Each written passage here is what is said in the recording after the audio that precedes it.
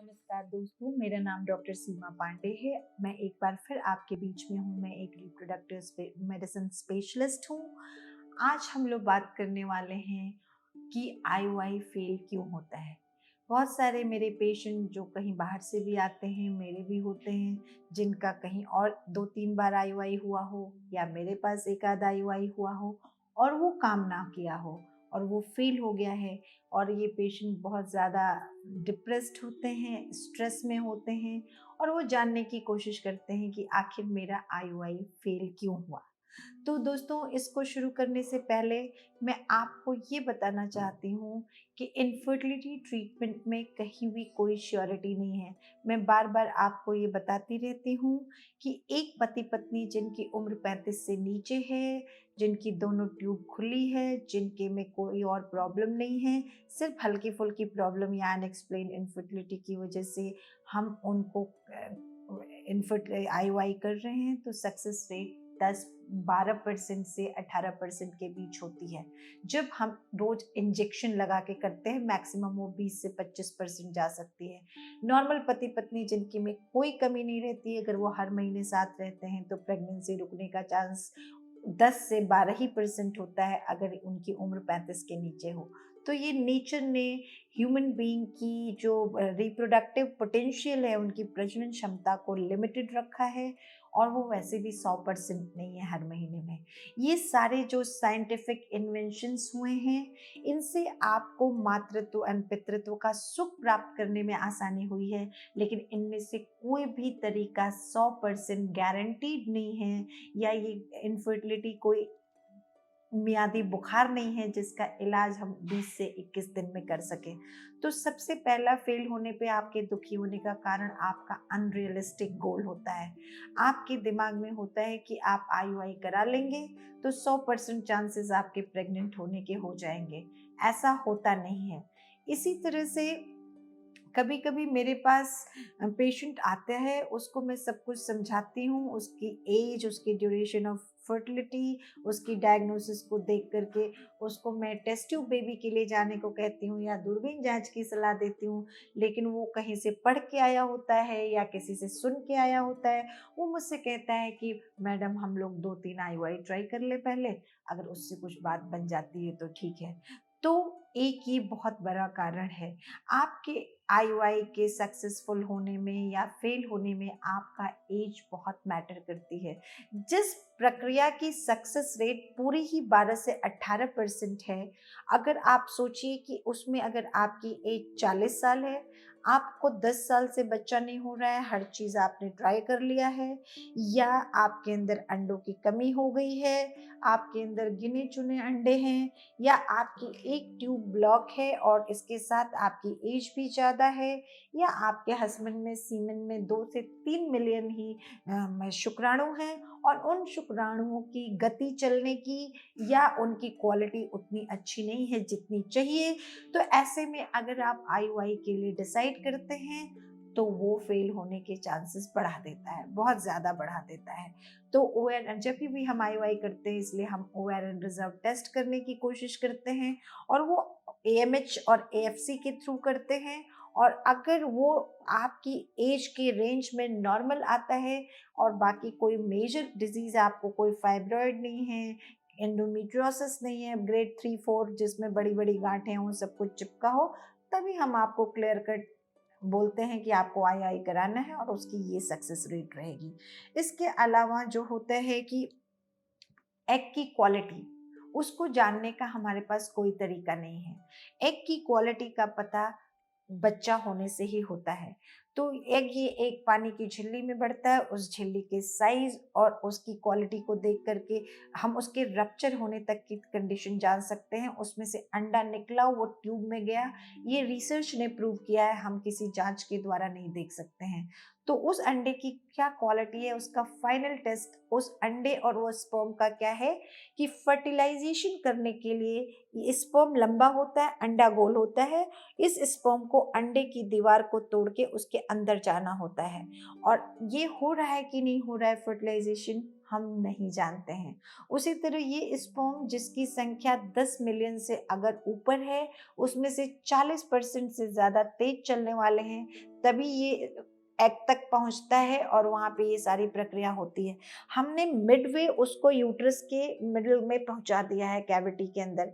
यहाँ से उसको खुद चल के जाना है। अब वो गया कि नहीं, इसको देखने का कोई भी तरीका नहीं है। तो या तो बैड सीमेन पैरामीटर्स हो, उस साइड क्वालिटी खराब हो जिसकी हम डायरेक्ट जानकारी नहीं ले सकते हैं, ये कॉज हो सकता है आपके आईयूआई फेलियर का। तीसरा, टाइम बहुत इंपॉर्टेंट है।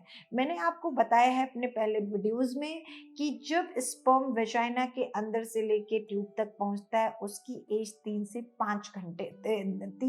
5 दिन होती है। वहाँ पे वो जिंदा रह सकता है।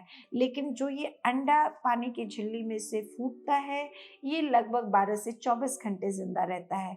तो जिस वक्त ये फूट के ट्यूब में पहुंच रहा है, उस वक्त अगर वहाँ पे स्पर्म नहीं है तो उसके फर्टिलाइज होने के चांसेस खराब हो जाते हैं। तो किसी कारणवश अगर आपकी आईयूआई की टाइमिंग्स गड़बड़ हो गई है या आपका अंडा रप्चर नहीं हुआ है, तो भी आपका आईयूआई फेल हो सकता है। और फर्टिलाइजेशन फेलियर हमने बता ही दिया।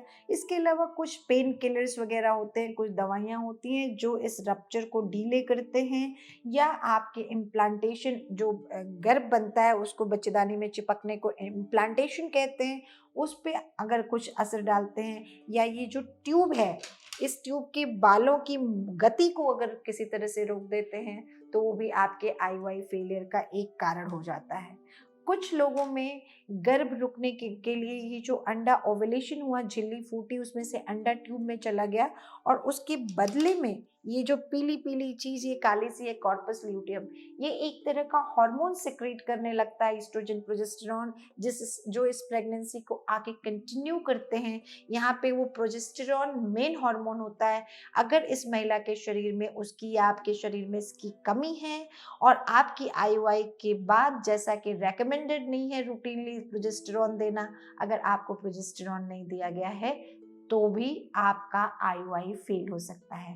तो अब इन सारे कारणों से बचने के लिए हमें क्या करना चाहिए?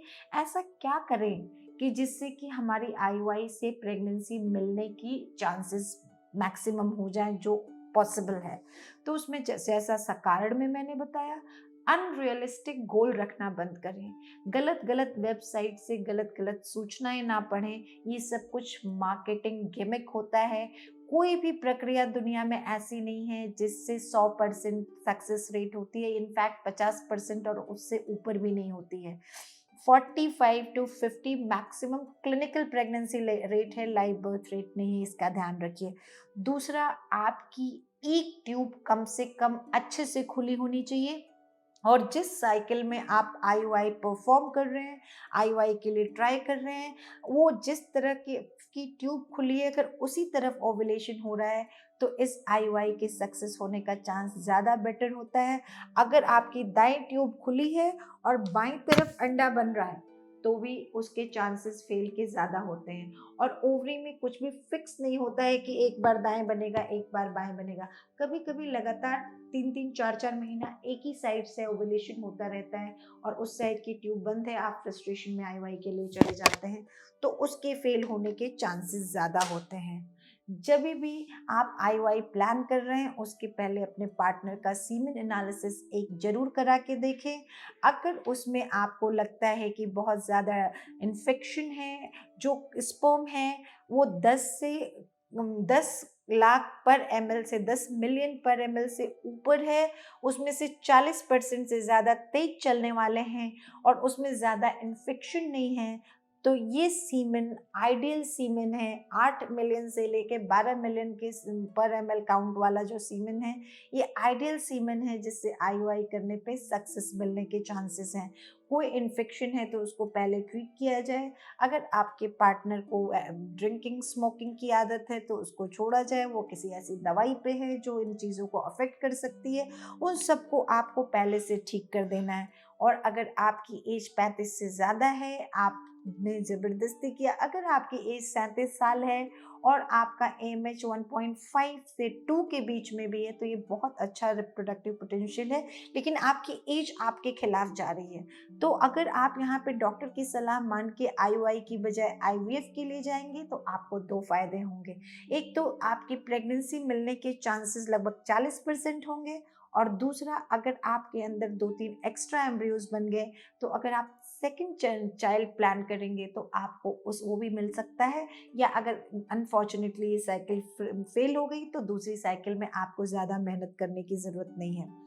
आपकी जो आपके अंडे की ग्रोथ है, इसकी प्रॉपर फॉलिकुलर मॉनिटरिंग अगर वो अल्ट्रासाउंड द्वारा होती है तो बेस्ट होती है। उसके अलावा चूँकि फॉरेन कंट्रीज़ में रोज़-रोज़ डॉक्टर से अपॉइंटमेंट मिलना स्कैनिंग के लिए बहुत मुश्किल होता है, तो वहाँ वो लोग एक LH किट देते हैं, जिससे पता चलता है कि उस किट में वो प्रेगनेंसी टेस्ट जैसा किट होता है, उसमें आप अपना यूरिन डालते हैं, तो जैसे प्रेगनेंसी टेस्ट में 1 लकीर आती है तो नेगेटिव होता है, 2 लकीर आती है तो पॉजिटिव होता है। तो वो आपको MC के 8वें दिन से ट्रैक करना सिखाया जाता है, सुबह-शाम आपको ट्रैक करना होता है, और जो आपको उसमें 2 लकीर मिलती है उसको पॉजिटिव माना जाता है कि अब आपका ओव्यूलेशन होने वाला है अगले 24 घंटे, 12 घंटे, 20 घंटे जैसा भी टाइमिंग हो।